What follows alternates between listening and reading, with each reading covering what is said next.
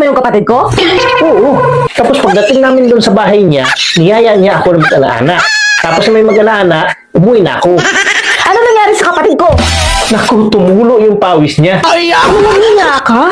Bakit ka magalit? Dapat nga magpapasalamat ka pa eh. Ha? Magpasalamat ba ako sa ginawa mo sa kapatid ko? Ha? Ang dumi naman ang isip mo. Wala naman akong ginawa sa kapatid mo. Anong wala?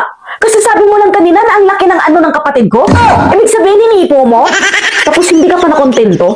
Pagdating sa bahay, inanaana mo pa? Ito naman ang nasa isip mo.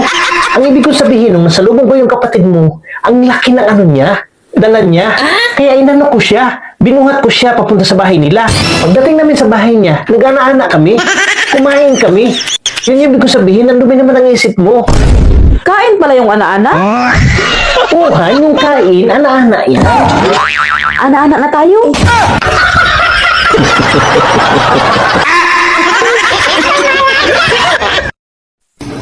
Tao po. Ay, ano po yun? Ay, utay, nag-send ako sa Gcash dito sa number nyo. 10,000 yon. At nasend na po. Oo, kanina pa. Check ko po muna.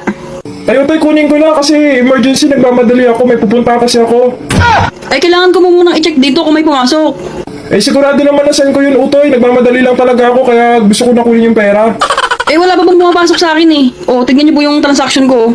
Ha? Napaka-imposible naman yung utoy. Kanina ko pa sinend yan. Sigurado ako na dito kung sinend sa number na to. Eh, imposible rin po na walang pumasok sa akin kung na-send nyo na. Patingin na lang po ako ng reference number nyo. Ay, naku, utoy. Nabura ko na kanina pa eh. Ay, teka lang po, tatawagin ko lang po si ate. Te? O, ano yan? Eh, nag-cash out daw si sir sa akin ng 10,000. Eh, wala pa nang pumapasok sa akin. Sabi ko, patingin ako ng reference niya. Eh, nabura na daw niya, sabi niya. Ay, sir, hindi po namin may bibigay yung sinasabi niyong cash out kung wala po kayo papakitang reference number. Ganun pang transaction sa GCash. Bago mo kunin yung pera, ipakita mo yung reference number. Saka sir, hindi po nabubura ang transaction sa GCash. Importante ba yun? Nabura ko na kasi. Sige, balik na nga lang ako. Ay, sige sir, balik na lang po kayo. Kala niya may isa niya tayo ah.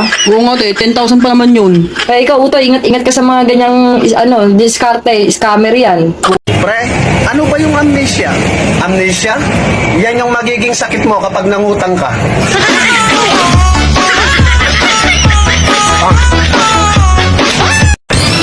Ate, ano Tagalog ng good morning? Magandang umaga. Wow, galing. Yung I love you. Hindi kita mahal.